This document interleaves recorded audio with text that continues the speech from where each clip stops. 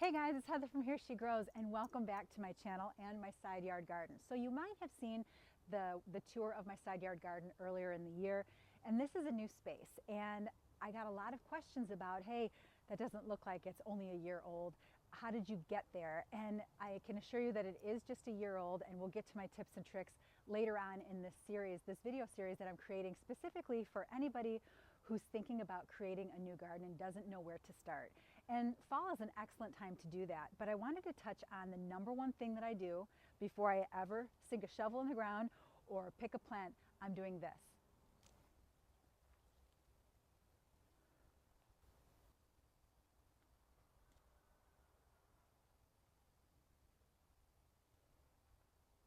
My neighbor's window.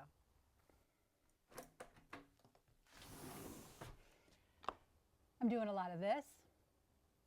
Directly across from this laundry room window is my neighbor's second floor window that I just showed you.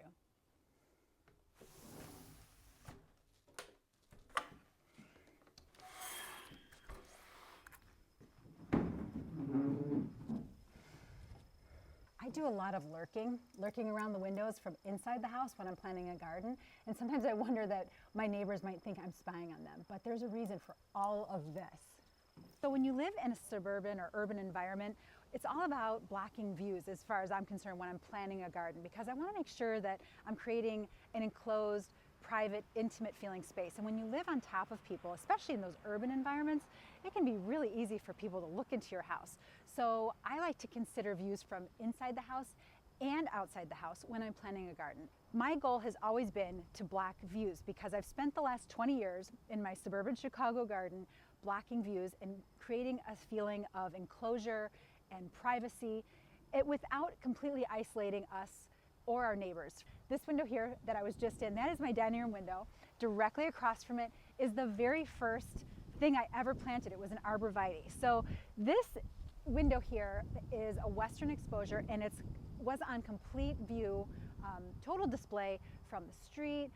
Any passersby, the next door neighbors could see right into the dining room. So I used an arborvitae, which at the time was extremely small, knowing that over time it would eventually fill in this space. So now I've got this perfect arborvitae it's a conifer, so it's evergreen all year long, so it's blocking the view all year long.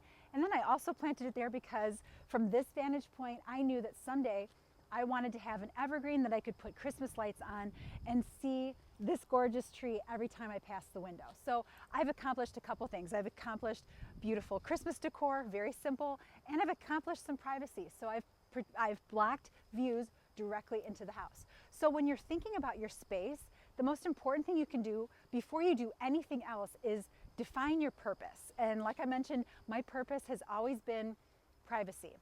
It's such an exposed area. We live, and we're on a curved street, so it's a pretty broad view right into our house. So our dining room, our family room, everything is on display. So I start there. Let me show you a few other examples in my garden that were first defined by purpose. From this view, you're looking at my driveway and then the entrance to my side yard garden. And this little area here, which is what I call my driveway garden, came to be because we live in an HOA. Now looking from this view happened because I live in an HOA, homeowners association. And when you live in an HOA, you come with a set of rules and regulations that if you don't follow, you get fined and you get notices, and sometimes you get some threats, which is what happened with us, because in our HOA, we have rules for where we can keep our garbage cans. We could not store them outside because when we moved in here 20 years ago, there were no trees. There was no cover of anything. It was 1 calorie pear that the builder put in and a lot of grass. It was basically awful. So I had 2 little babies, about nearly Irish twins, so both were in diapers. I had a lot of diapers, and the rule was that the garbage cans had to be stored in the garage. Well, that means that your garage reeks, you have flies coming into your house when you're bringing your car into the garage and going into the house, and it was just disgusting. So my plan was to create some sort of camouflage so that I could keep our garbage cans outside. Now, spinning that for an HOA took a little finesse and a drawing, because I had to convince them that this was feasible. But I also had to ask them to be patient because, as we know, plants don't go from being 3 feet tall to being 20 feet tall overnight, right? So what I did was I presented them with a plan, I picked my plants, but first I defined my purpose and I defined my views too. So when I was looking at this, I wanted to make sure that what I was planting was going to create all your cover, which is why I chose the arborvitae. This is an emerald green arborvitae. And I looked at it from the street view to make sure that when those things filled in, they wouldn't see it. Let me show you the street view really quick and show you how I blocked that street view from the front. All right, here we are from the street. Now, right on here, and this is another project I'm really excited about that's kind of blocking this, but I've got a viburnum that's going to go in soon. But just beyond that is a capitata yew, another evergreen. So it blocked the view looking straight in, and then as you can see, the garbage cans are back here. And all those beautiful emerald green arborvitaes. And that all came to be because I needed some camouflage for some ugly garbage cans. And I totally get why an HOA would not want garbage cans to be on display. And honestly, I'm kind of glad that that's the rule, because what became of that space is this beautiful, what I call my driveway garden, and I love that space. So problem solved, and it all started with defining my purpose and looking at my space from all different angles. Let's move on to another spot. This space here, I feel like an air traffic controller, but this space here is, if I'm looking that way, I'm looking out toward the street. So I'm in my backyard right now. And the problem with our lots is that they're sloped. So the front yard starts out higher and everything slopes back to the backyard. So the view into our yard is anybody walking by on the sidewalk, even though we've got a fence here, anybody walking past us can see directly into our backyard from the sidewalk and the street. It's a direct shot. So to block that view again, I went in with some arborvitae, and this time I chose some North Poles because they have a smaller profile, get really tall, but not as wide as like your green giant, certainly not your green giant or your emerald green. Green giants are massive, so I would never plant a green giant in a small suburban spot, too big. But there are smaller ones, so I use the arborvitae evergreen all year long, use those North Poles to block that view too. And because everything slopes down into our backyard, and we've got a sewer back here for all the sump pump runoff and rain runoff, everything, this is a wet spot of my garden. So as I was considering this, I knew that I wanted something that was water loving and would kind of give us some privacy back here. So the anchor plant for this is a river birch there. When I was considering this space, I was thinking about what is it that I want to accomplish. And one of the #1 things was water management. And I chose the river birch for that purpose, and it does help to soak up a lot of that water when we've got, rain, and a lot of the sump pumps discharge back here into the sewer that we have over to the side here. And so I picked a plant that would not only be okay in a situation like that and do fine, and something that would provide us some camouflage back here. And because we're on display, our neighbors are back here. So a bank of trees like this helps to create privacy and helps to solve a problem, and just looks lovely, and it creates a lot of interest in the garden. Here's another example of blocking views and air traffic control. These are pagoda gold tree lilacs, and I use these to block a view. So we are on an angle, like I mentioned, everything is sloped, so it's lower down this way, but everyone behind us and to the sides of us can see right into our house, into our dining room, our kitchen, patio, the pergola, everything. So this is a straight shot into the yard. So to block that view, when we're out here in the summertime, I use 2 pagoda gold tree lilacs. And gorgeous tree, they're part of the Chicagoland Grows tree program. So if you're curious about that, I'll link to that down below. But they block this view. Now it's not an all year long block, and they just provide cover for when we're out here, mostly in the summer, spring and summertime. They've filled in beautifully. They flower, very pollinator friendly, and very easy to grow. So I blocked the view into the house from the west with trees again.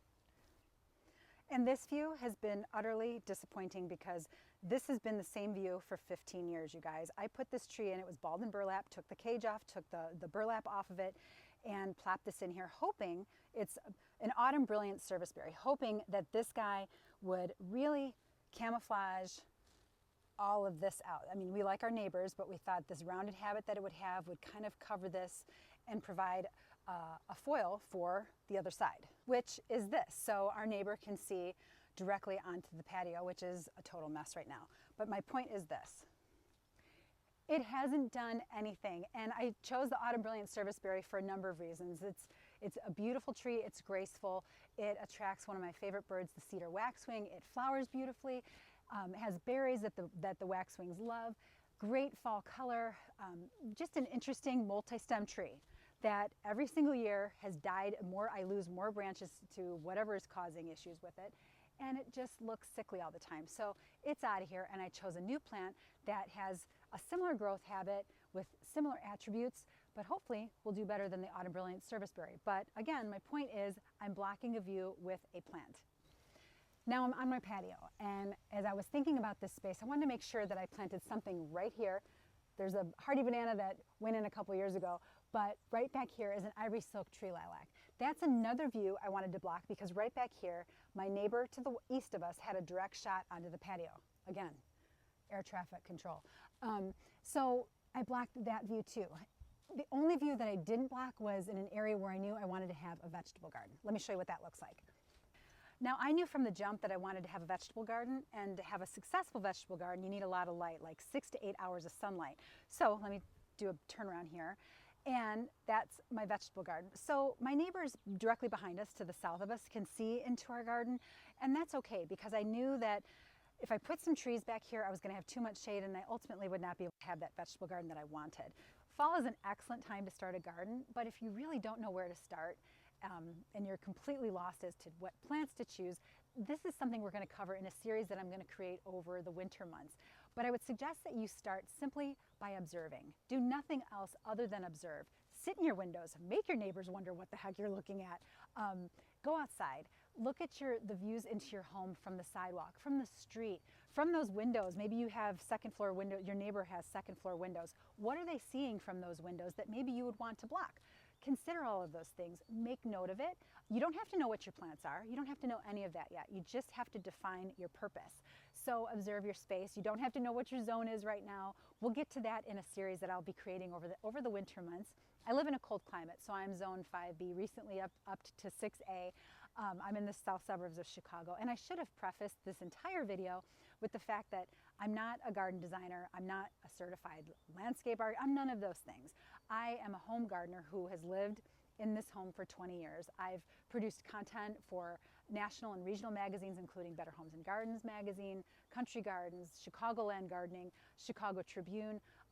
I've written for all of those, produced and styled and all of those things, and gotten to learn, had the pleasure of learning so much from other gardeners and landscape architects and designers, but I'm certainly not one of those.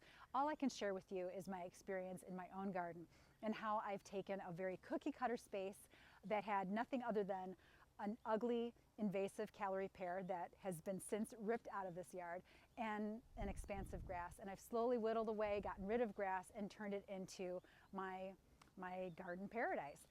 So I figured the best way to encourage you to get started was to give you just to do nothing other than observe. Just observe your space and decide what it is that you want to accomplish, and pick one spot in your garden.